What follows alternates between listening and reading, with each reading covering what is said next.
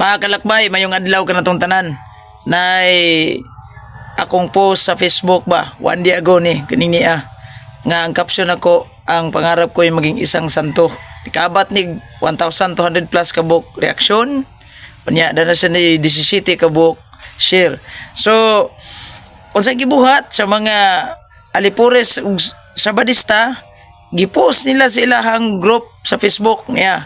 Oh, gieditan ang naong ni San Antonio de Padua, akong naong ang gipuli. Unya niingon pa gyud ang caption didto, Saint Gapo. Ang nagpost ani kining niya nga vlog. Oh, mo na siya niya. Unya kabangos mga comment, grabe kay nila og katawa, grabe kay nila bash comment, di ba? Yan napay isa din niingon, oh, natupad na rin ang pangarap mo.